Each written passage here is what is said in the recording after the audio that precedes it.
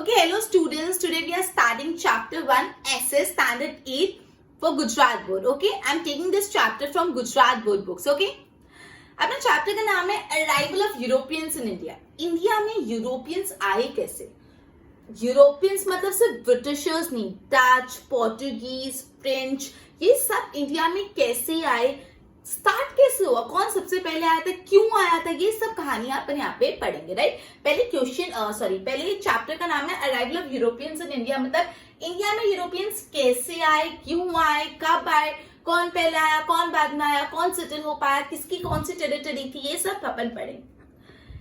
तो जो इंडिया है ना, India one of the leading country थी वर्ल्ड में. पहले आज से कहीं सालों पहले इंडिया पूरे वर्ल्ड में one of the leading country थी. लीड करना मतलब जो सबसे आगे होता है वही तो लीड करता है ना. तो India one of the leading country थी, वो सबसे आगे थी अपनी country. Right, our country was distinct in the whole world. पूरे वर्ल्ड में हमारी कंट्री एकदम डिस्टिंक्ट थी. डिस्टिंक्ट मतलब एकदम अलग, डिस्टिंक्ट थी. ठीक है, इंडिया की जो प्रॉस्पेरिसिटी थी, इंडिया इतना रिच था, और इंडिया का जो कल्चर था, इन सब चीजों से काफी दूसरी कंट्रीज के लोग बहुत ज्यादा इन्फ्लुएंस होते थे, बहुत ज्यादा अट्रैक्ट होते थे. राइट, इंडिया का कल्चर, इंडिया की प्रॉस्पेरिसिटी, इंडिया को सोने की चिड़िया बोला जाता था. राइट, इंडिया इतनी रिच थी, इंडिया को सोने की चिड़िया बोला जाता था. इंडिया के प्रॉस्पेरिसिटी से, इंडिया का जो एकदम यूनिक कल्चर है, उससे बहुत सारे नेशंस वर्ल्ड के अट्रैक्ट हो रहे थे. पूरे वर्ल्ड में हर कंट्री, हर काफी इंसान ये ट्राई करते हो कैसे भी करके इंडिया के साथ बिजनेस करे, इंडिया के साथ ट्रेडिंग करे. वो trying to enter in trade with India. वो इंडिया के साथ ट्रेडिंग, इंडिया के साथ बिजनेस करने की कोशिश कर रहे थे. वो trying to maintain a trade relationships with India. और काफी कंट्रीज के साथ इंडिया का ट्रेड रिलेशनशिप होता था through land route. Okay, land के रूट से इंडिया ट्रेडिंग करती थी नॉर्थ वेस्ट कंट्री से. ठीक है, ओके, तो अलग अलग कंट्रीज से इंडिया ट्रेडिंग करती थी, but by land route. Usually जो यूरोपियन कंट्री से इंडिया ट्रेडिंग करती थी लैंड रूट. पर कुछ ऐसे सिचुएशंस हुए कि यूरोपियन कंट्री का इंडिया से ट्रेड करना वो लैंड रूट से इम्पॉसिबल हो गया. वो क्या रीजन था वो भी बहुत ही इंटरेस्टिंग है, बट वो अपन पढ़ेंगे नेक्स्ट स्टैंडर्ड में. राइट, ये स्टैंडर्ड में आपको इसके बारे में नहीं पता, तो लेट्स नॉट गो देयर. अभी इतना याद रखना, कुछ ऐसी सिचुएशन हुई कि जो लैंड रूट से इंडिया ट्रेड करती थी, मतलब यूरोपियन नेशंस इंडिया के साथ ट्रेड करते थे, वो लैंड रूट स्टॉप हो गया. अब क्या करें? अब ट्रेडिंग तो स्टॉप हो गई, लेकिन इंडिया का जो सामान था, इंडिया की जो कमोडिटीज थी, इंडिया के जो स्पाइसेस थे, स्पाइसेस मतलब मसाले, जो इंडिया के हल्दी और मिर्ची, जो स्पाइसेस होते हैं. मसलिन करके क्लोथ है, मसलिन क्लोथ होता है, वो मसलिन क्लोथ, फिर सिल्क क्लोथ, इंडिगो, जो इंडिया की सबसे स्पेशलिटी थी. They were in great demand in European market. European market में ये सारे कमोडिटीज की बहुत डिमांड थी, बहुत चलते थे इंडिया के प्रोडक्ट. लेकिन तकलीफ तो ये होगी ना, लैंड रूट स्टॉप हो गया, ट्रेडिंग तो स्टॉप होगी. अब यूरोपियन नेशन में अपने प्रोडक्ट की डिमांड बहुत बढ़ गई. अब हर कंट्री ये ट्राई करी थी कैसे भी करके इंडिया तक का एक नया सी रूट डिस्कवर करे. एवरी नेशन वो कंटिन्यूअसली ट्राइंग कि वो कैसे भी करके इंडिया तक का एक नया सी रूट डिस्कवर करे, जिससे वापस ट्रेडिंग चालू हो जाए और जो इंडियन प्रोडक्ट्स है वो यूरोपियन मार्केट में वापस आ जाए. राइट, वो डिमांड सेटिस्फाई हो जाए. काफी ज्यादा एक्सप्लोरर्स थे जिन्होंने, ये यूरोपियन एक्सप्लोरर थे जिन्होंने काम चालू किया इंडिया की तरफ सी रूट ढूंढने का. राइट, वापस अपना जो इंडिया है was one of the leading country in the world in ancient time. पुराने जमाने में काफी साल पहले India one of the leading country था. इंडिया लीड करता था, इंडिया आगे था बहुत. ठीक है, इंडिया एकदम डिस्टिंक्ट था, पूरे वर्ल्ड में एकदम यूनिक, पूरे वर्ल्ड में एकदम अलग. इंडिया की प्रॉस्पेरिसिटी, इंडिया के कल्चर से काफी नेशन बहुत ही इन्फ्लुएंस होते थे, and they were eager to enter in trade relations with India. वो बहुत उत्सुक थे, वो चाहते थे कैसे भी करके इंडिया के साथ हम ट्रेडिंग करें, इंडिया के साथ हम बिजनेस रिलेशनशिप करें, इंडिया के साथ हम बिजनेस करें. पहले यूरोपियन कंट्रीज के साथ इंडिया का ट्रेडिंग होता था बाय लैंड रूट, लेकिन कुछ ऐसी सिचुएशंस बदली कि इंडिया और यूरोपियंस का लैंड रूट वाला ट्रेड खत्म हो गया. मतलब लैंड रूट से यूरोपियंस नहीं ट्रेड कर पाते थे. इससे तकलीफ ये आई कि यूरोप मार्केट में जो इंडिया का सामान था, इंडिया के स्पाइसेस, इंडिया का muslin cloth, silk cloth, indigo, इन सब की डिमांड ओवर बढ़ने लगी यूरोपियन मार्केट में. और वो डिमांड सेटिस्फाई करने के लिए इंडियन प्रोडक्ट नहीं थे, बिकॉज ट्रेड बैरियर आ गया था, ट्रेडिंग नहीं हो पाई थी, लैंड रूट बंद हो गया था. तो इस दौरान जो कंट्रीज थे, यूरोपियन कंट्रीज थे, वो कॉन्स्टेंटली ट्राइंग कि वो कैसे भी करके एक नया सी रूट डिस्कवर करे टू इंडिया। तो अपन ने अभी तक सिर्फ इतना पढ़ा कि न्यू सी रूट डिस्कवर करने का सिचुएशन अराइज ही कैसे हुई। ओके, बोर्ड पे ध्यान दो। Arrival of Europeans in India. Many years ago, our country was one of the leading countries of the world. अपनी country one of the lead करती थी, अपनी country आगे थी। Our country was distant in the whole world. पूरे world में अपनी country एकदम distant थी, एकदम अलग थी। People of various country were influenced by our culture and prosperity. People of various country, अलग अलग country के लोग influence होते थे हमारे culture से, हमारी prosperity से। Many people worldwide were eager to enter in trade with our country. Worldwide, पूरे वर्ल्ड में काफी ऐसे लोग थे, they were eager to enter in trade with our country. वो अपनी country के साथ trading business करने चाहते थे। Earlier, the merchant from various country from northwest by land route, but as the situation changed, trade through land route stop. जैसे situation बदली, जो land route से trade है वो stop हो गया, right? Okay.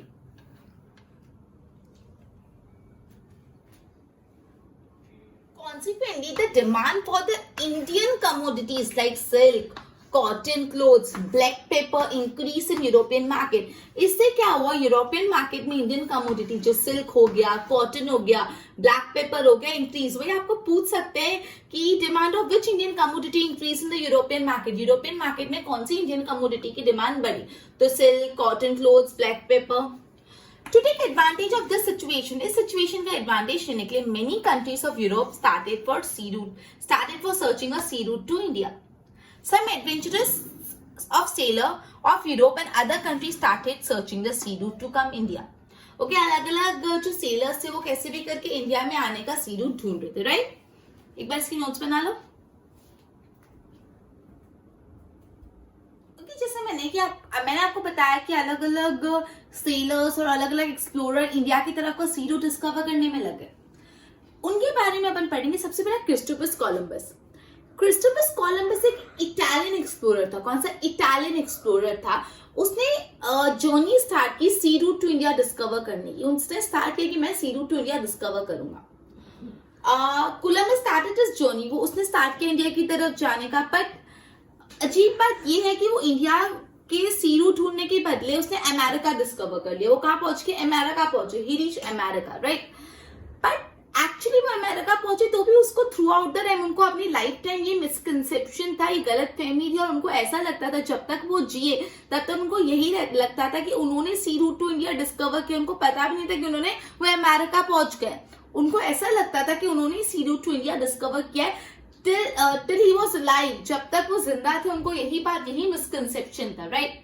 इसलिए आज भी even today natives of America के लोगों को, अमेरिका के जो नेटिव्स हैं उनको रेड इंडियंस बोला जाता है। क्या बोला जाता है? रेड इंडियंस, ठीक है। और जो आइलैंड है कैरिबियन में, जो आइलैंड है वो आइलैंड को बोलते हैं वेस्ट इंडीज। क्या बोलते हैं? West Indies. ध्यान दो, वापस मैं क्रिस्टोफर कोलंबस के बारे में बता रही हूँ। क्रिस्टोफर कोलंबस एक इटालियन एक्सप्लोरर थे। कौन से एक्सप्लोरर थे? इटालियन एक्सप्लोरर थे।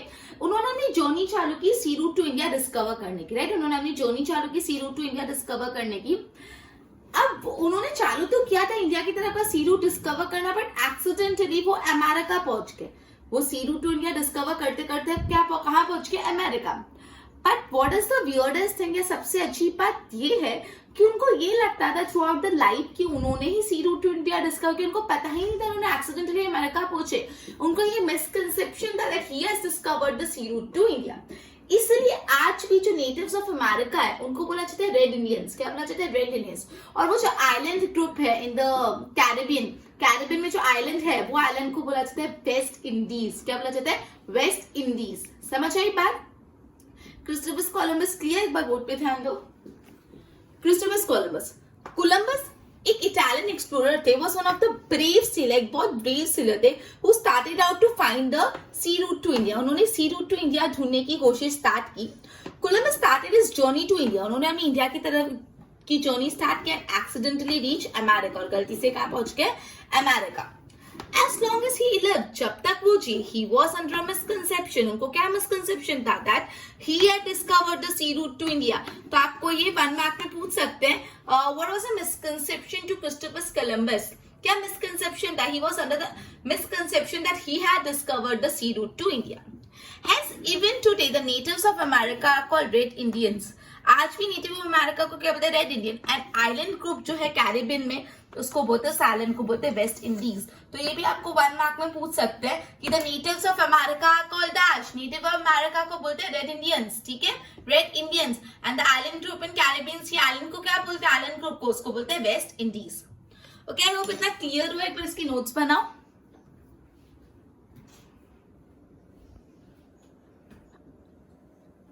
ओके, पर मैं दूसरे एक्सप्लोरर के बारे में नहीं, Vasco da Gama. Vasco da gamma जो थे वो पोर्टुगीज एक्सप्लोरर थे. कहाँ के एक्सप्लोरर? पोर्टुगीज एक्सप्लोरर थे. उन्होंने actually the sea route to India discover किया. किसने डिस्कवर किया? वास्को द गामा ने sea route to India discover किया. आपको पूछे who discover the sea route to India, तो क्रिस्टोफर कोलंबस मत लिख देना. क्या लिखोगे? वास्को द गामा ने इंडिया की तरफ का सी रूट डिस्कवर किया. राइट? कैसे डिस्कवर किया? He encircle the Cape of Good Hope. Cape of Good Hope को एनसर्कल किया साउथ अफ्रीका में. और वो इंडिया में कौन से पोर्ट पे? कैलिकट पोर्ट पे. कैलिकट के पोर्ट पे पहुंचे 22 मई को पहुंचे थे. कब? 22 मई को पहुंचते 1498 में. 22 मई 1498 को पहुंचे आफ्टर क्रॉसिंग इंडियन ओशन. ये जो वास्को द गामा थे, उन्होंने सबसे पहले केप ऑफ गुड होप को एनसर्कल किया साउथ अफ्रीका में. और वो कैलिकट पोर्ट पे पहुंचे 22 मई 1498 में. क्या क्रॉस करके? After crossing Indian ocean. तो ऐसा भी पूछ सकते हैं, after crossing which ocean Vasco da Gama reached India? तो आफ्टर क्रॉसिंग इंडियन ओशन. ऐसे भी पूछ सकते हैं कि at which port Vasco da Gama first reached? He reached at the port of Calicut. And when 22 May 1498 Vasco da Gama ने Cape of Good Hope को encircle किया in South Africa. And he reach सबसे पहले Calicut port. Right? 22 May 1498 after crossing Indian ocean. Right? अब कैलिकट के जो उस time पे राजा थे, जो कैलिकट को रूल थे, वो क्या थे? किंग ज़िमोरिन. क्या नाम था? किंग ज़िमोरिन. उन्होंने उनका स्वागत किया, वेलकम किया. और स्वागत करने के साथ उनको इंडिया के साथ ट्रेडिंग करने की, इंडिया के साथ बिजनेस करने की परमिशन भी दे दी. राइट? ओके, तो अभी मैंने वास्को द गामा के बारे में पढ़ा. Vasco da gamma Portuguese explorer थे. कौन से एक्सप्लोरर? पोर्टुगीज एक्सप्लोरर थे. Right? He encircled the Cape of Good Hope in South Africa and reached the port of Calicut on 22 May 1498 after crossing Indian Ocean. Cape of Good Hope को encircle करके वो India के Calicut port में पहुंचे और Indian ocean को cross करते हुए वो इंडिया पहुंचे. राइट? अब वहां पे कैलिकट पोर्ट पे जो पहुंचे तो वहां के जो रूलिंग किंग थे, वहां के जो राजा थे, किंग ज़िमोरिन, उन्होंने उनका स्वागत किया. और स्वागत करने के साथ इंडिया के साथ बिजनेस करने की, ट्रेडिंग करने की परमिशन भी दी थी. राइट? बोर्ड पे ध्यान दो. Vasco da Gama. Vasco da Gama native of Portugal. कहाँ के नेटिव थे? रहने वाले कहाँ के थे? Portugal. Discover the sea route to India. Christopher Columbus कहाँ के थे? Italian explorer. राइट? और ये Portugal. He encircled the Cape of Good Hope. क्या encircle किया? Cape of Good Hope in South Africa and reached the port of Calicut. Calicut port पे पहुंचे. कब पहुंचे कैलिकट पोर्ट पे? 22 May 1498. 22 May 1498 after crossing which ocean? After crossing Indian Ocean. Right? Ruling King ज़िमोरिन gave permission to Portuguese to trade in India. वहाँ के जो राजा थे ज़िमोरिन, उन्होंने परमिशन दी पोर्टुगीज को to start trade in India. तो पूछ सकते थे सबसे पहले किसको परमिशन मिली थी ट्रेडिंग करने की? ब्रिटिशर्स को नहीं मिली थी, सबसे पहले पोर्टुगीज को मिली थी. और किससे दी थी? किंग ज़िमोरिन ने सबसे पहले पोर्टुगीज को परमिशन दी थी कि आप हमारे साथ ट्रेडिंग कर सकते हो. राइट? एक बार बोर्ड पे देखिए, नोट्स बनाओ.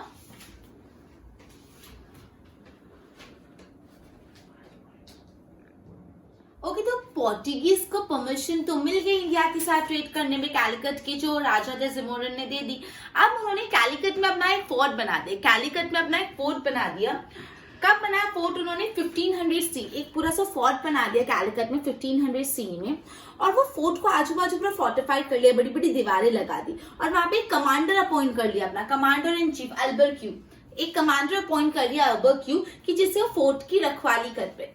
अभी जो अल्बर्क्यू के थे वो नॉर्थ की तरफ आगे बढ़ते गए. उन्होंने गोवा को पूरा कॉन्कर कर लिया 1506. मतलब 6 साल के अंदर 1500 सीई में जो पोर्टुगीज थे उन्होंने अपना फोर्ट बनाया कैलिकट में. 1500 सी में जो पोर्टुगीज थे उन्होंने अपना फोर्ट बनाया कैलिकट में. और ये फोर्ट के आजू बाजू पूरी फोर्टिफाइड हो गया. मतलब फोर्ट के आजू बाजू बड़ी बड़ी दीवारें बना दी, उनको फोर्टिफाई कर लिया. और वहां पे कमांडर इन चीफ अपॉइंट कर दिया अल्बर्क्यू, जिसका काम क्या था, फोर्ट की रखवाली करना, टू सेफगार्ड द फोर्ट। अभी जो अल्बर क्यूक्यू थे वो नॉर्थ की तरफ आगे बढ़ते रहे, उन्होंने गोवा को कॉन्कर कर लिया, 1506 सीई में। और with in span of 100 years, 100 साल के अंदर अंदर, with in span of 100 year, Portuguese ने मैंगलोर, कोचिन, गोवा, दीव, मुंबई, आइलैंड ऑफ श्रीलंका, इन सब पे अपना कब्जा कर लिया, इन सब पे अपना कंट्रोल एस्टैब्लिश कर लिया। समझ आया? सबसे पहले कौन आए थे? अपने वास्को द गामा जो पोर्टुगीज एक्सप्लोरर थे, वो कैलिकट पोर्ट पे आए, किंग जमोरिन ने उनको परमिशन दी। फिर उन लोग ने, पोर्टुगीज जो लोग थे, उन्होंने अपनी एक फोर्ट बना दी कैलिकट में 1500 सी में। वो फोर्ट को फोर्टिफाइड करा दे, वहां पे कमांडर अपॉइंट कर लिया। कमांडर का नाम था अल्बर क्यूक्यू। ये अल्बर क्यूक्यू काम था कि फोर्ट को देखभाल करना, उसको कंट्रोल करना। अभी जो अल्बर क्यूक्यू थे वो नॉर्थ की तरफ बढ़ते गए और उन्होंने गोवा को कॉन्कर कर लिया। Then within a span of 100 years, 100 साल की अवधि में, within a span of 100 years, Portuguese took control। कहाँ कंट्रोल लिया? गोवा, दीव, कोचिन, आइलैंड ऑफ श्रीलंका, मुंबई, मैंगलोर, इन सब पे अपना कंट्रोल एस्टैब्लिश कर लिया। अब हम ये समझते हैं कि ये जो पोर्टुगीज इंडिया में, उनका रूल इंडिया में खत्म कैसे हुआ? End of Portuguese rule in India. India में पोर्टुगीज आए, सबसे पहले वही जमोरिन ने परमिशन दी, अच्छे से सब किया, बट कैसे, ऐसा तो क्या हुआ जिससे पोर्टुगीज का रूल इंडिया में खत्म हो गया? Right, end of the Portuguese rule in India. In the beginning of 17th century, जब 17th सेंचुरी चालू हुआ तो इंडिया ने अपना ट्रेड कैलिकट से एक्सपांड करके बंगाल तक पहुंचा। जब 17th सेंचुरी में, in the beginning of 17th century, जैसे 17th सेंचुरी चालू हुआ तो जो इंडियंस थे, जो पोर्टुगीज थे, उन्होंने अपना ट्रेड एक्सपांड किया टू बंगाल, मतलब वो बंगाल में ट्रेडिंग करते थे, बंगाल में अपना ट्रेड एस्टैब्लिश किया in the beginning of 17th century. आगे क्या हुआ बाद में करते, एक बार बोर्ड पे ध्यान दो। Portuguese establish a fort in Calicut for trade in 1500 सी। आपको पूछ सकते हैं कि पोर्टुगीज ने फोर्ट कैलिकट में कब एस्टैब्लिश किया? तो 1500 सी। They fortified it and appointed a commander in chief, namely Albert QQ. तो तुमको ये भी पूछ सकते हैं उनके कमांडर इन चीफ का नाम क्या था? To safeguard port. Moving towards north, north की तरफ मूव करके अल्बर क्यूक्यू कॉन्कर गोवा, उन्होंने गोवा कॉन्कर किया 1506 सीई में। विद इन स्पेन ऑफ, ये भी पूछ सकते हैं गोवा कब कैप्चर किया? 1506। Within span of 100 years, 100 साल की अवधि में Portuguese to control over Mangalore, Cochin, Goa, Diu, Mumbai and island of Sri Lanka. ये भी पूछ सकते हैं कौन कौन सी टेरिटरी पे पोर्टुगीज ने कंट्रोल किया। At the end of the Portuguese rule, in the beginning of 17th century, जैसे 17th century चालू हुआ, the Portuguese expanded their trade to Bengal. Portuguese ने अपना ट्रेड कहाँ पे एक्सपांड किया? बंगाल में। पूछ सकते हैं the beginning of 17th century, Portuguese expanded their trade to dash, to their trade to Bengal. Is it done? Is it clear? एक बार नोट्स बनाओ।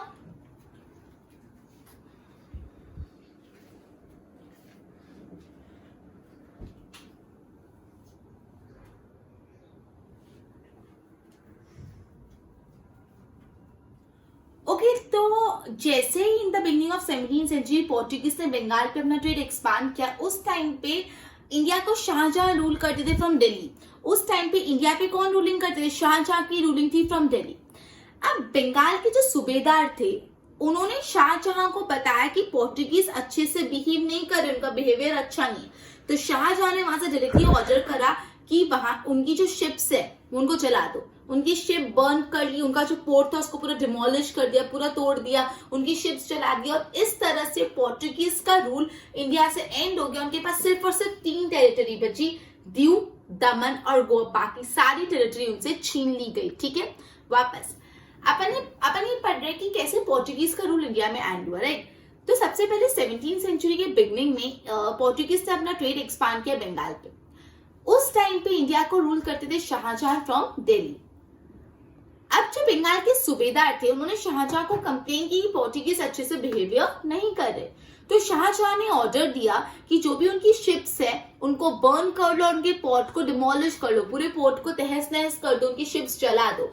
इस तरह के से पोर्टुगीज का जो रूल था इंडिया में एंड हुआ विद ओनली 3 टेरिटरी। खाली 3 टेरिटरी उनके पास रहेगी, गोवा, दमन और दीव। तो ये इंपॉर्टेंट है, ये आपको पहले ऐसा पूछ सकते हैं कि कैसे पोर्टुगीज का रूल एंड हुआ और किसने ऑर्डर दिया था पोर्ट्स को डिमोलिश करने का?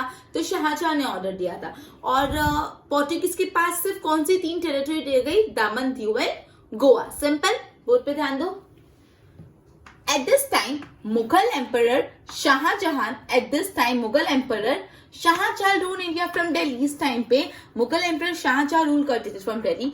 सूबेदार कंप्लेन, सूबेदार ऑफ बंगाल, जो बंगाल के सूबेदार थे, सूबेदार of Bengal complain Shahjahan about the behaviour of Portuguese. जो बंगाल के सूबेदार थे उन्होंने कंप्लेन किया बिहेवियर ऑफ पोर्टुगीज।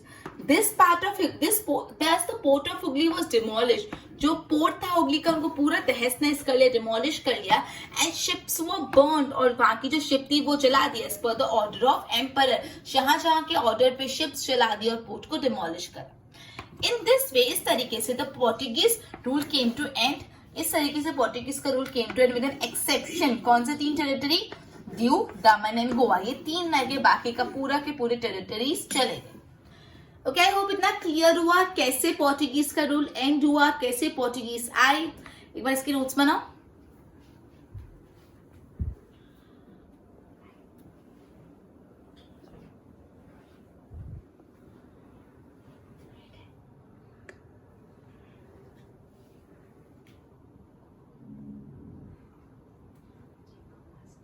ओके, तो अपने अभी तक जितने भी उसको सम अप कर लेते। सबसे पहले अपन ने स्टार्ट किया arrival of Europeans in India. Europeans India में आए कैसे? तो इंडिया बहुत लीडिंग कंट्री थी, इंडिया बहुत डिस्टेंट थी। इंडिया का कल्चर, इंडिया की प्रॉस्पेरिसिटी से लोग बहुत अट्रैक्ट होते थे, राइट। काफी लोग, काफी कंट्रीज चाहते थे कि इंडिया के साथ ट्रेडिंग करें। पहले यूरोपियन कंट्री इंडिया के साथ ट्रेडिंग करते थे बाय लैंड रूट, बट कुछ ऐसे सिचुएशन हुई कि वो लैंड रूट बंद हो गया। यूरोपियन कंट्री इंडिया के साथ लैंड रूट पे ट्रेडिंग नहीं कर पाए, राइट। इंडिया से लैंड रूट पे ट्रेडिंग नहीं कर पाए तो जो इंडियन प्रोडक्ट थे, इंडियन कमोडिटीज थे, जैसे muslin, silk cloth, indigo, black pepper, Indian spices, इन सब की डिमांड यूरोपियन मार्केट में बढ़ती रही। और ये डिमांड सेटिस्फाई करने के लिए यूरोपियन कंट्रीज ने एक जर्नी, मतलब सी रूट टू इंडिया डिस्कवर करने का प्रोसेस चालू किया। सबसे पहले क्रिस्टोफर कोलंबस, वो एक इटालियन एक्सप्लोरर थे। क्रिस्टोफर कोलंबस ने चालू किया इंडिया की तरफ का सी रूट डिस्कवर करने, बट एक्सीडेंटली वो अमेरिका पहुंच गए।